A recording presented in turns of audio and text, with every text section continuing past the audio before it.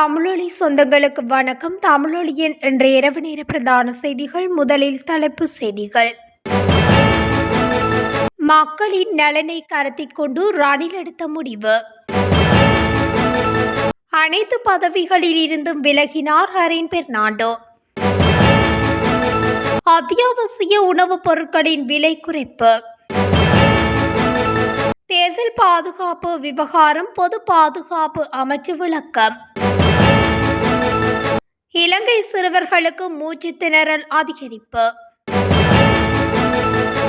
வீதியை விட்டு விலகி பள்ளத்தில் பாய்ந்த லொரி. வேனில் வெளிநாட்டு பிரஜை திடீர் உயிரிழப்பு. முட்டை இறக்குமதி தொடர்பில் வெளியாகியுள்ள தகவல். இன்று இரவு பல பகுதிகளில் பலத்த மழை தொடர்பான விரிவான செய்திகள். இலங்கை மக்களின் துயரங்களை தீர்க்கவே நான் ஜனாதிபதி தேர்தலில் போட்டியிடுகின்றேன் என்று ஜனாதிபதி ரணில் விக்ரமசிங்க தெரிவித்துள்ளார். கொழும்பில் இன்றைய தினம் இடம்பெற்ற நிகழ்வொன்றில் கலந்து கொண்டு கருத்து தெரிவிக்கும் போதே அவர் மேற்கண்டவாறு குறிப்பிட்டார்.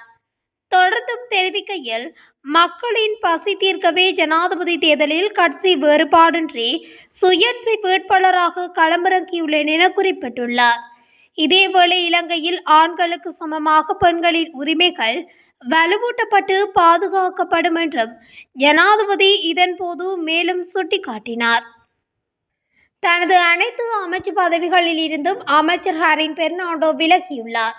அமைச்சர்களான மனிச நாணயக்கார மற்றும் ஹரின் பெர்னாண்டோ ஆகியோரின் கட்சி உறுதிப்புரிமையை ரத்து செய்வதற்கு ஐக்கிய மக்கள் சக்தி எடுத்த தீர்மானம் சட்டபூர்வமானது என்று உச்ச நீதிமன்றம் இன்று தீர்ப்பு வழங்கியுள்ளது.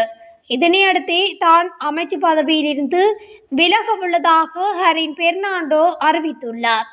இதேவேளை தன்னால் இன்று முதுகை நிமிர்த்தி நடக்க முடியும் என்றும் ஏற்படக்கூடிய விளைவுகளை அறிந்தே கடந்த காலங்களில் தான் முடிவுகளை எடுத்ததாகவும் ஹரின் பெர்னாண்டோ குறிப்பிட்டுள்ளார். இன்றைய தினம் ஏற்பாடு செய்யப்பட்ட விசேட செய்தியாளர் சந்திப்பின் போதே அவர் மேற்கண்டவாறு குறிப்பிட்டார்.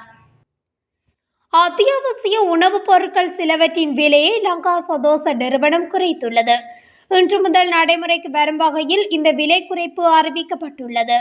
இதன்படி 1 கிலோ வெள்ளை சீனி 249 ரூபாவாகவும், 1 கிலோ கீரி சம்பா அரிசி 248 ரூபாவாகவும், 1 கிலோ உருளைக்கிழங்கு 230 ரூபாவாகவும் குறைக்கப்பட்டுள்ளது.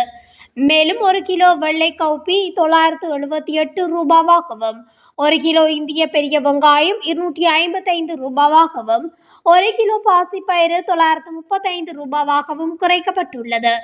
அத்துடன் 1 கிலோ சிவப்பு கவுப்பி 920 ரூபாவாகவும், 1 கிலோ பருப்பு 280 ரூபாவாகவும், 1 கிலோ காய்ந்த மிளகாய் 790 ரூபாவாகவும், 1 கிலோ நெத்தலி கருவாடு 940 ரூபாவாகவும், 1 கிலோ கடலை 442 ரூபாவாகவும், 1 கிலோ வெள்ளை பச்சை அரிசி 202 ரூபாவாகவும் குறைக்கப்பட்டுள்ளது.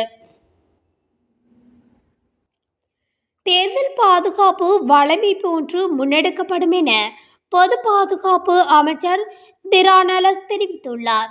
போலீஸ் மாதிபரின்றி தேர்தலை நடத்துவது மிகவும் கடினமான பணியாகும் என இன்று இடம்பெற்ற ஊடகவியலாளர் சந்திப்பில் அவர் குறிப்பிட்டுள்ளார். எவ்வாறாயினும் தேர்தல் திணைக்களம் கோரும் வகையில் தேவையான பணிகள் மேற்கொள்ளப்படும் என விளக்கமளித்துள்ளார். போலீஸ் மாதிபர் தலைமையிலான நீதித்துறை தடைப்பட்டுள்ளது என குறிப்பிட்டுள்ளார். மேலும் போலீஸ் மாதிபர் அன்றைய தினம் ஆரம்பிக்கப்பட்ட பணியை மேற்கொண்டதாகவும், தற்போது அது தொடர்பிலான நடவடிக்கைகளில் தாமதம் ஏற்பட்டுள்ளதாகவும் அமைச்சர் சுட்டிக்காட்டியுள்ளார். இலங்கையில் தற்போது சிறுவர்கள் மத்தியில் மூச்சு திணறல் அறிகுறிகள் அதிகரித்து வருவதாக வைத்திய நிபுணர்கள் எச்சரித்துள்ளனர். சிறுவர்களுக்கு ஏற்படும் இன்ஃப்ளூவன்சா வைரஸ் காய்ச்சலினால் மூச்சு திணறல் அறிகுறிகள் அதிகரித்து வருகின்றதாகவும் மருத்துவர்கள் கூறியுள்ளனர். எனவே சிறுவர்களுக்கு காய்ச்சல் 2 நாட்களுக்கு மேல் நீடிக்குமாயின் உடனே அருகிலுள்ள வைத்தியரை நாடி ஆலோசனைகளை பெற்றுக்கொள்ளுமாறும் குறிப்பிடப்பட்டுள்ளது. மேலும் சிறுவர்களுக்கு பாதுகாப்பான சூழலை ஏற்படுத்தி கொடுப்பது பெற்றோரின் கடமை எனவும் வைத்திய நிபுணர்கள் அறிவுறுத்தியுள்ளனர். இது தொடர்பில் அவதானமாக செயல்படுமாறும் பெற்றோர்களுக்கு அறிவுறுத்தல் விடுக்கப்பட்டுள்ளது. வெளிமடை வீதியில் தங்கமலை பகுதியில் வீதியை விட்டு விலகி லொரியொன்று விபத்துக்குள்ளாகியுள்ளதாக அப்புத்தளை போலீசார் தெரிவித்தனர். இந்த விபத்து நேற்று இரவு இடம்பெற்றுள்ளது. அம்பாறையிலிருந்து அப்புத்தளை வர்த்தக நிலையங்களுக்கு அரிசி மூடைகளை இறக்கிவிட்டு ஹட்டன் நோக்கி பயணித்த லொரியொன்றே விபத்துக்குள்ளாகியுள்ளது. விபத்தில் லொரியின் சாரதி மற்றும் உதவியாளர் காயமடைந்து அப்புத்தளை மாவட்ட வைத்தியசாலையில் அனுமதிக்கப்பட்டுள்ளதாக போலீசார் தெரிவித்தனர். விபத்துக்குள்ளான பகுதி வீதியானது செங்குத்தான மற்றும் வளைவுகள் கொண்ட பகுதி என்பதால் இந்த இடத்தில் கனரக வாகனங்கள் அடிக்கடி விபத்துக்குள்ளாகுவதாகவும் பிரதேசவாசிகள் தெரிவிக்கின்றனர். காலி பெந்தோட்டை பகுதியை நோக்கி வேனில் பயணித்துக் கொண்டிருந்த வெளிநாட்டு பிரஜை திடீரென உயிரிழந்துள்ளதாக போலீசார் குறிப்பிட்டுள்ளனர். ஓமான் பிரஜை ஒருவர் திடீரென சுகையினமுற்று உயிரிழந்துள்ளதாக ஹட்டன் போலீசார் தெரிவித்தனர். சம்பவத்தில் அலீம் சபி என்ற 35 வயதுடைய ஓமான் பிரஜை ஒருவரே உயிரிழந்துள்ளார். உயிரிழந்தவர் நுவரெலியாவிலிருந்து காலி பெந்தோட்டை பகுதியை நோக்கி வேனில் பயணித்துக் கொண்டிருந்த போது திடீரென சுகையீனம் அடைந்துள்ள நிலையில் வைத்தியசாலையில் அனுமதிக்கப்பட்ட பின்னர் உயிரிழந்துள்ளதாக போலீசார் தெரிவித்தனர். நாட்டில் அடுத்த 10 நாட்களுக்குள் முட்டை இறக்குமதியை மீண்டும் ஆரம்பிக்க உள்ளதாக இலங்கை அரசு வர்த்தக கூட்டுத்தாபனத்தின் தலைவர் ஆசிரி வலிசுந்தர தெரிவித்துள்ளார். மேலும் இது தொடர்பிலான கொள்முதல் நடவடிக்கை நடைபெற்று வருவதாகவும் அவர் குறிப்பிட்டார். உள்ளூர் சந்தையில் முட்டையின் விலை 50 ரூபாவாக காணப்படுவதன் காரணமாக முட்டை இறக்குமதி தொடர்பில் அண்மையில் அமைச்சரவை அங்கீகாரம் வழங்கியுள்ளது. இதற்கமைய மாதம் ஒன்றுக்கு 30 மில்லியன் முட்டைகளை இறக்குமதி செய்வதற்கு திட்டமிடப்பட்டுள்ளது. இதேவேளை எதிர்வரும் பண்டிகை காலத்தை முன்னிட்டு முட்டைகளை இறக்குமதி செய்யவுள்ளதாக அரசாங்கம் அண்மையில் அறிவித்திருந்தது. இந்த தீர்மானத்திற்கு அகில இலங்கை கோழி பண்ணையாளர்கள் சங்கம் கடும் எதிர்ப்பை வெளியிட்டிருந்தமை குறிப்பிடத்தக்கது.